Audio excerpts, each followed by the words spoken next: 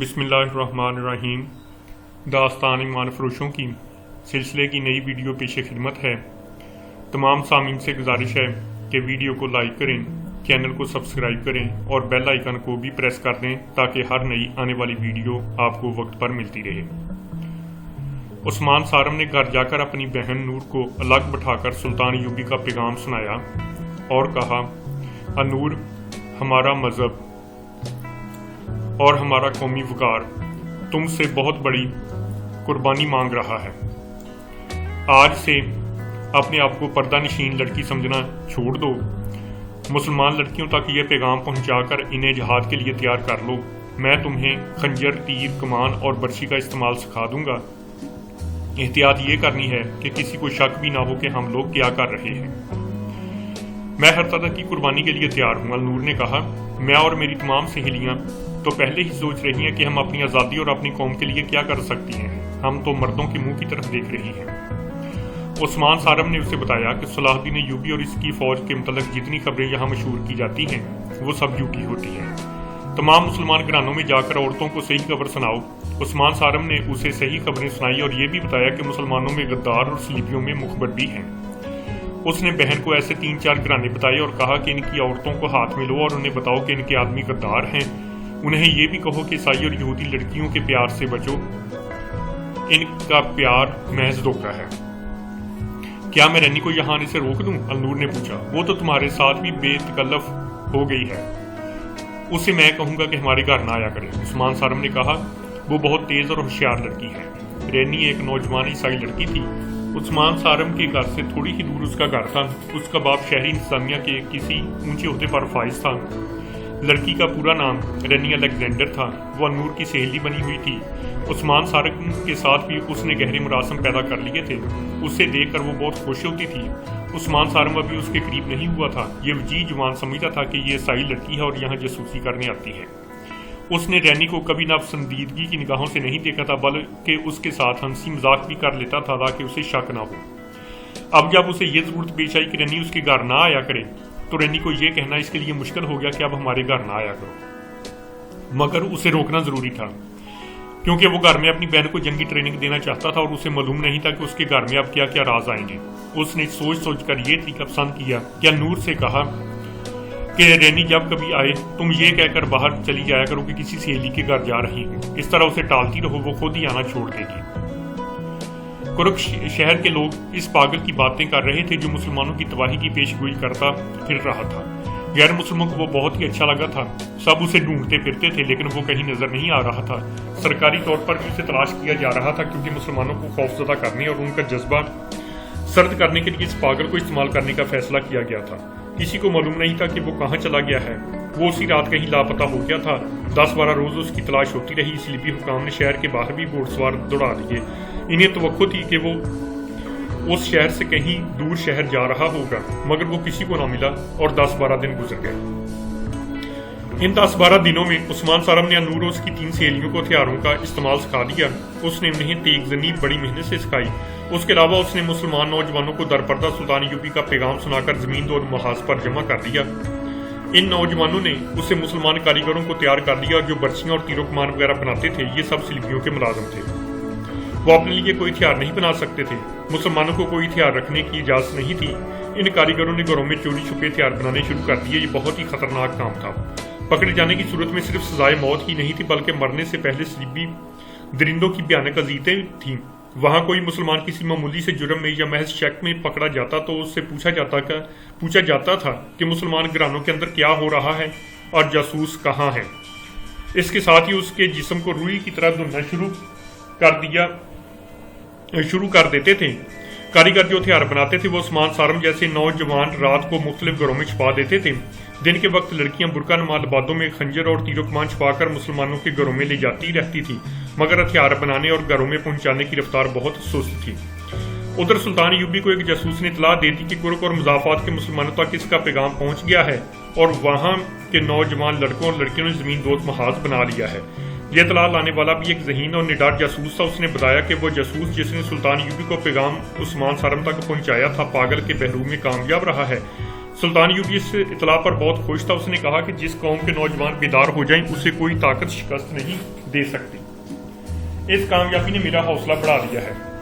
शोबे जासूसी के नायब जाहदान ने कहा, अगर आप इजाजत दें तो मैं मकबूजा इलाके के नौजवानों को अपने जासूसों के जरिए इतना भड़का सकता हूं कि वे शोले बनकर कुर्क और यरूशलेम को आग लगा देंगे और इस आग में वो खुद भी जल मरेंगे। सुल्तान यूबी ने कहा, मैं नौजवानों को शोले नहीं बनाना चाहता, मैं उनके सीनों में ईमान की चिंगारी सुलगाना चाहता हूं। नौजवानों को भड़काना कोई मुश्किल काम नहीं, इनमें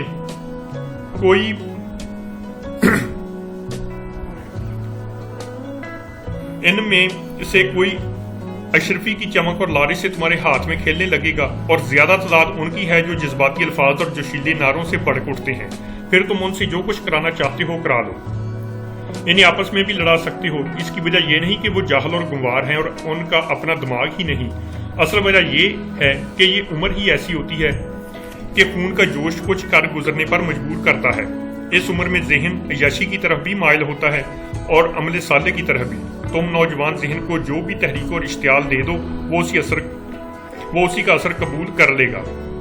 तुम्हारे दुश्मन हमारी कौम के उभरते हुए जहन में अय्याशी और जिनसी लज्जत के जरासीम डाल रहे हैं। इनका मकसद सिर्फ ये है कि हम उसे जिहाद की तरफ माइल करके दुश्मन के खिलाफ इस्तेमाल ना कर सकें। तुम ये कोशिश करो कि नौजवान भड़के नहीं बल्कि सर्द रहें और सोचें। रसूल मकबूल सल्लम की इस हदीस को समझें कि अपने आप को जानो, अपने दुश्मन को पहचानो, इनकी सोचें बदल दो, उनमें कौमियत का एहसास पैदा कर दो। ये नौजवान कौम का बड़ा कीमती सरमाया है, इन्हें भड़काकर जलने से बचाओ। इन्हें मरवाना दानिशमंदी नहीं, दानाई ये है कि उनके हाथों दुश्मन को मरवाओ, लेकिन दुश्मन का तस्वर वाजे करो। कोई मुसलमान मुझे बुरा भला कहे तो वो ना इस्लाम का दुश्मन है ना गद्दार है, वो मेरा दुश्मन है। मैं उसे उस कानून का सहारा लेकर सजा नहीं दूंगा जो इस्लाम और सल्तनत इस्लामिया के तहफ़्फ़ुज़ के लिए बनाया गया है। मिल्लत का कानून मिल्लत के अमीर के जाती इस्तेमाल के लिए नहीं होता। गद्दारी की सजा उसे दी जाती है जो मुल्क और कौम की जड़ें काटे और दीन के दुश्मनों के हाथ मजबूत करे।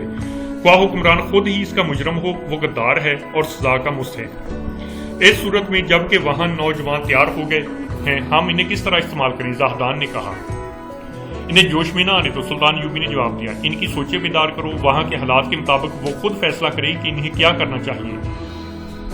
वो जज्बात के गलबे के तहत ना सोचें, वहां और ज्यादा ज़हीन जासूस भेजो और ये याद रखो, जाहदान के दुश्मन हमें नहीं, हमारे नौजवान बच्चों का किरदार बिगाड़ने की कोशिश कर रहा है, या हमारे उन हाकिमों का जिनके जहन बच्चों की तरह खाम है। किसी भी कौम को जंग के बगैर शिकस्त देना चाहो तो उसके नौजवानों को ज़हनी अय्याशी में डाल दो। ये कौम इस हद तक तुम्हारी गुलाम हो जाएगी कि अपनी मस्तूरात तुम्हारे हवाले करके इस पर फख्र करेगी। सलीबी और यहूदी हमारे कौम को इसी सतह पर लाने की कोशिश कर रहे हैं। सुल्तान यूबी को जैसे अचानक कुछ याद आ गया, उसने जाहदान से कहा, मैंने किसी से कहा था कि कुर्क के उन मुसलमानों तक जो हथियार बना रहे हैं आतिशगीर मादा पहुंचा दो या इन्हें बता दो कि ये किस तरह बनता और इस्तेमाल होता है।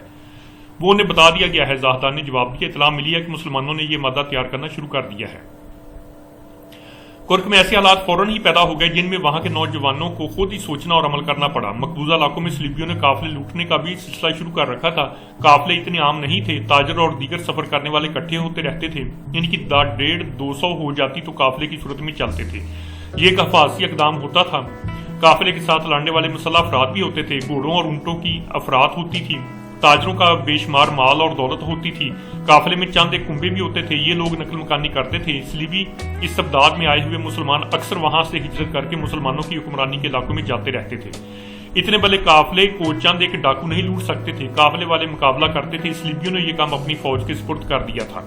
इन्हें अगर किसी काफिले की इत्तला मिल जाती तो अपनी फौज के 1-2 दस्तों को सहराई लोगों के बेस में भेजकर इतने लूट लेते थे। काफिलों में सिर्फ मुसलमान होते थे। ये जुर्म उन सलीबी बादशाहों ने भी कराया और लूटे हुए माल से हिस्सा वसूल किया, जिन्हें आज तारीख में जंगी सलीबी जंगों का हीरो बनाकर पेश किया जा रहा है। इस जुर्म में मुसलमान उमरा भी शामिल होते थे। वो छोटी छोटी इस्लामी रियासतों के हुक्मरान थे, उनके पास फौज भी थी। लुटे हुए काफिलों के 2-4 आदमी फरियाद लेकर इन हुक्मरानों के दरबार में जाते थे तो उनकी सुनवाई नहीं होती थी, क्योंकि इन हुक्मरानों को भी सलीबी लड़कियों, शराब और थोड़े से सोने की सूरत में हिस्सा दिया करते थे। अगर ये हुक्मरान चाहते तो सलीबी डाकुओं का किला कुमा कर सकते थे। मगर उन्होंने सलीबी डाकुओं को ऐसी खुली छुट्टी दे रखी थी कि ये डाकू उनकी रियासतों के अंदर भी आकर लूटमार कर जाते थे। सलीबियों ने इन्हें अंधा करके ये फायदा भी उठाया कि उनकी रियासतों के सर्दी इलाके हड़प करते गए। उन्होंने बाद छोटी छोटी रियासतों को मुसलसल डाकुओं से परेशान करके जिजिया भी वसूल करना शुरू कर दिया था। इस तरह सल्तनत इस्लामिया सुगड़ती चली जा रही थी। नूरुद्दीन जंगी और सलाहुद्दीन यूबी इन मुसलमान रियासतों पर भी कब्जा करना चाहते थे। इन हुक्मरानों को वो सलीबियों से ज्यादा खतरनाक समझते थे। एक बार नूरुद्दीन जंगी ने सलाहुद्दीन यूबी को एक पैगाम भेजा था जिसमें कई और बातों के अलावा इन छोटे छोटे मुसलमान हुक्मरानों के मुतल्लिक लिखा था। इन मुसलमान हुक्मरानों ने अपनी ऐशो इशरत के लिए अपनी रियासतें सलीबियों के पास गिरवी रख दी हैं। वो कुफार से तोहफे और ज़रो जवाहरात और अगवा की हुई मुसलमान लड़कियां लेते और इस्लाम का नाम डुबोते जा रहे हैं। ये मुसलमान कुफार से ज्यादा नापाक और खतरनाक हैं। वो बादशाही के नशे में बदमस्त हैं और सलीबी उनकी जड़ों में दाखिल हो गए हैं। सलीबियों को शिकस्त देने से पहले जरूरी हो गया है कि इन मुसलमान रियासतों पर कब्जा करके इन्हें सल्तनत इस्लामिया में मदगम किया जाए और खिलाफत बगदाद के तहत लाया जाए। इसके बगैर इस्लाम का तहफ़्फ़ुज़ मुमकिन नहीं। इन खतरों के बावजूद कभी कभी कोई बहुत बड़ा काफिला सहरा में नजर आ जाता था। कुर्क से चंद मील दूर से एक काफिला गुजर रहा था। इसमें 100 से ज्यादा ऊंट थे, बहुत से घोड़े भी थे। काफिले में ताजरों का माल था और चंद एक कुंबे थे। एक कुंबा ऐसा भी था जिसमें 2 जवान लड़कियां थी, ये बहनें थी।